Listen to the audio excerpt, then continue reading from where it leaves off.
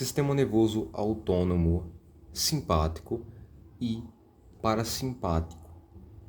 Esse é um tema de um assunto que eu acho muito interessante, que é o sistema nervoso, que, na minha humilde opinião, é um dos principais sistemas do corpo.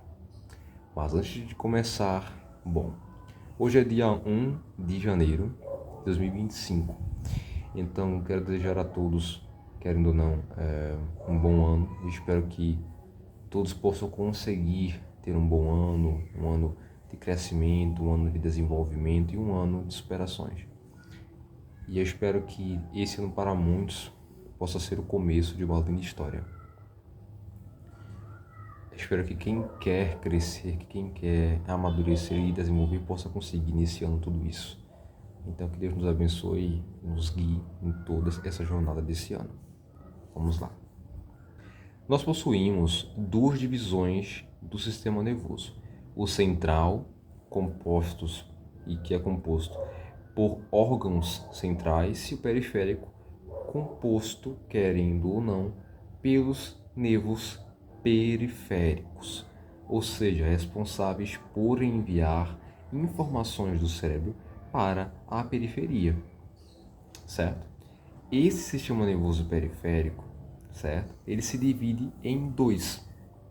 Sistema nervoso somático, responsável pelos movimentos voluntários, e sistema nervoso autônomo, que é responsável pelos movimentos involuntários, ou seja, aqueles que nós não temos, como posso dizer, aqueles que nós não temos realmente uma ordem. O corpo age sozinho. É algo involuntário. Você não tem poder naquilo, certo? Agora vamos lá. O sistema nervoso autônomo, que é responsável em si pelos movimentos involuntários, ou seja, aqueles que nós não possuímos poder sobre ele, é algo involuntário, ele se divide em dois, o simpático e o parasimpático. O sistema nervoso autônomo simpático ele é ativado em caso de emergência, luta ou fuga, enquanto o parasimpático ele é ativado em caso de descanso e digestão. Ou seja, enquanto o simpático ele é ativado sempre quando você está em modo de fuga, em modo de luta ou em modo de emergência em si, certo? O parasimpático é ativado quando você está em um estado de digestão ou descansando, ok? Vamos lá. Os sinais, certo? E o que você sente, entre aspas, sinais e sintomas, certo?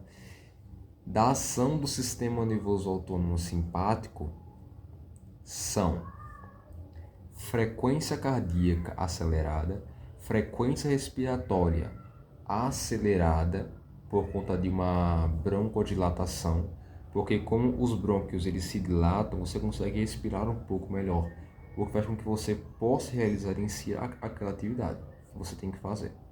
Então, FC acelerada, FR acelerada por meio da broncodilatação, produção de adrenalina e noradrenalina na glândula adrenal nos rins, inibição, ou seja, não vai ter função, não vai agir, do sistema nervoso digestório e urinário, certo? Um melhor relaxamento muscular para que você possa realizar aquela atividade, certo? E nas pupilas, certo?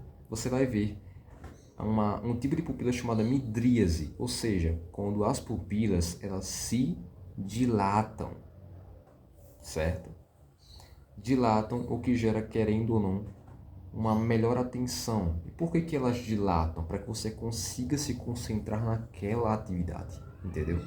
Esses são só alguns dos sinais e sintomas mais comuns do sistema nervoso autônomo simpático, que eu chamo de SNAS.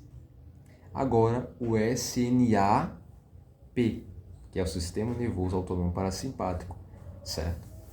Os principais sinais e sintomas da ação dele são frequência cardíaca normalizada, certo? Frequência respiratória normalizada por meio de uma broncoconstrição, então os brônquios eles se constrigem, permitindo assim que você possa ter uma respiração mais tranquila, mais calma, certo? Então é FC regularizada, FR regularizada, ativação do sistema urinário e digestório, certo? Assim como no caso das pupilas, geralmente isocoria, que são as famosas pupilas normais, elas reagem à luz e são simétricas, e entre outros. Então assim, por que é importante entender sobre o simpático e parasimpático? Eu não consegui entender. Sempre que eu iria estudar sobre o sistema nervoso autônomo simpático e parasimpático, eu só sabia de uma única coisa. Tem algo a ver com o sistema nervoso. Só que assim, como não tinha muita informação, eu não sabia por onde começar. E depois eu entendi. Então, por que é tão importante estudar sobre eles? Porque você entende todos os seus movimentos involuntários, todas as suas ações, o que acontece quando você está em modo de descanso, em modo de emergência, luta ou fuga, certo? E também é importante salientar que todos esses sintomas e sinais, eles acontecem de maneira literalmente única, ou seja, ao mesmo tempo. Não é como se primeiro a frequência cardíaca, por exemplo, no caso do parasimpático, regularizaria. Depois a FR regularizaria. Não, são todos ao mesmo tempo. Então assim, é um assunto muito importante e, querendo ou não, muito interessante. Entender sobre o nosso cérebro, sobre o nosso sistema nervoso, entender como que nós ficamos em casos de emergência, em casos de descanso, de digestão, é muito importante. Então esse é o tema do vídeo de hoje.